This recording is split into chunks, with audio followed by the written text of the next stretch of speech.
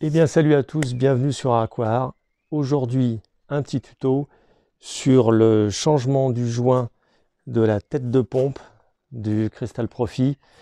Aujourd'hui il fait moche, c'est pas comme la dernière fois. Si ça se trouve je vais me prendre une rincée, mais j'espère pas.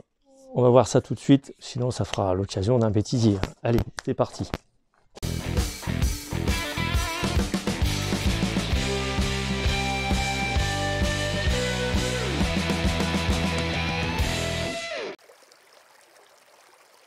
Bon, et bien voilà la pompe, c'est la Crystal Profi, la même que la dernière fois.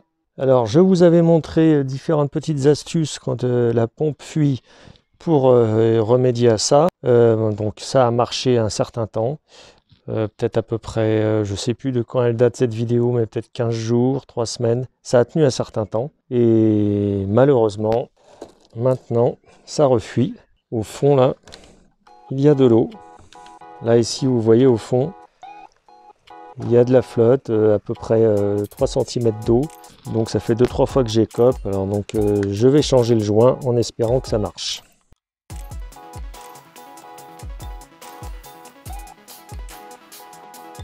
Donc vous pouvez constater, hein, là, il y a de l'eau dans la bassine. Donc la tête de pompe, la voici démontée. Alors le joint en question, il est là, ici, là, tout autour. Donc la dernière fois j'avais nettoyé, bon, il n'y a pas d'autre calcaire qui s'est déposé. Peut-être que il est un petit peu vieux, cette pompe a une dizaine d'années, donc c'est peut-être légitime qu'elle se mette à fuir. Donc, tournevis, ça se décolle tout seul. On enlève la bête, voilà. Pourtant, au toucher, hein, il n'est pas sec du tout. Un peu déformé par endroits, certes, mais bon, il n'est absolument pas sec. Un petit coup de nettoyage à l'intérieur.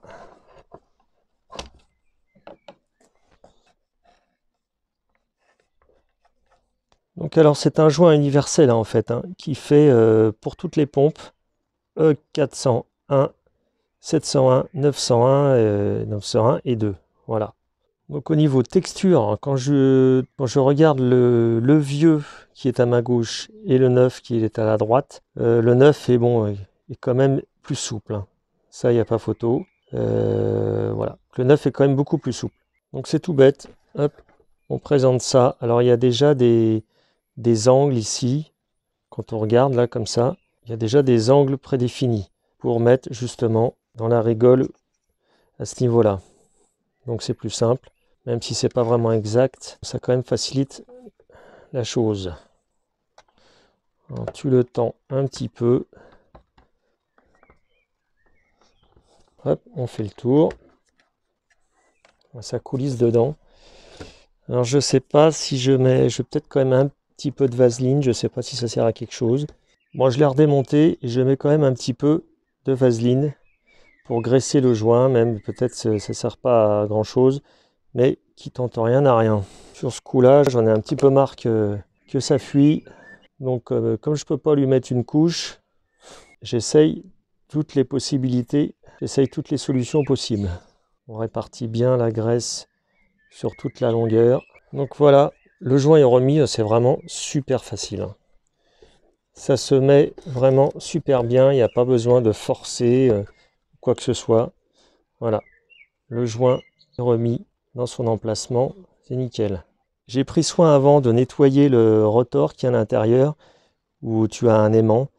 Il suffit de l'enlever, de le graisser un peu. Si tu ne sais pas comment faire, je t'incite à aller voir la vidéo qui s'affiche là, que je mettrai à la fin. Si tu ne sais pas comment ça marche, j'ai fait une vidéo générale sur l'entretien du filtre. Donc vous m'aviez conseillé, à juste titre d'ailleurs, de changer un des paniers dans lequel il y a de la mousse, filtration mécanique, pour remplacer avec des nouilles ou des billes en filtration biologique. Parce qu'il y a 3 paniers dans ce filtre, et en dessous, il y a des billes.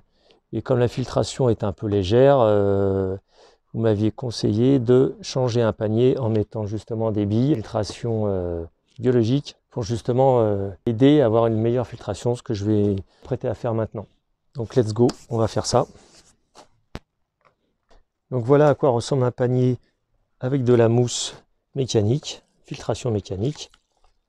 Voilà. J'enlève ça. Vous voyez, il y a plein de bactéries.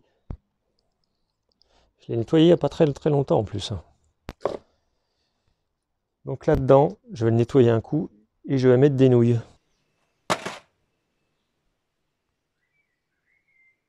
Qui c'est qui m'a fait ça? Elle était facile celle-là. Ah bah voilà, là c'est mieux. Donc les nouilles en question dont je vous parlais, c'est ça. Celle-là, elle ne se mange pas. Vous voyez, c'est des petits tubes cylindriques comme ça, en céramique ou en plastique, dans lequel ces bactéries se nichent dedans. Sinon, il y a ce système-là de billes aussi, qui est aussi très efficace, mais ça j'en ai déjà dans la pompe, donc je ne vais pas rajouter les mêmes. Je vais opter pour les nouilles.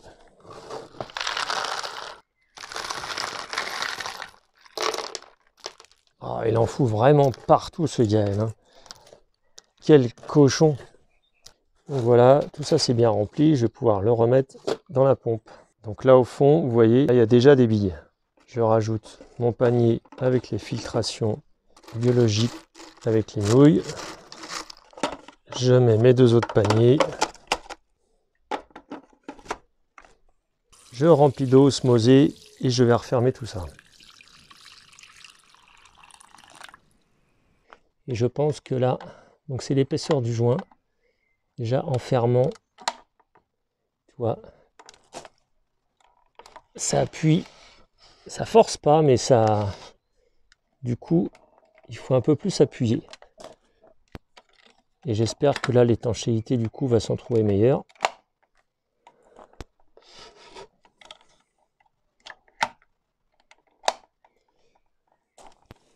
Bon et bien voilà pour cette vidéo, elle est maintenant terminée. Merci d'avoir regardé jusqu'au bout cette vidéo pour le changement d'un joint pour la tête de pompe. J'espère que ça marchera. Je vous tiendrai informé dans les prochains jours dans une petite vidéo short. Et n'oublie pas de t'abonner. Ciao!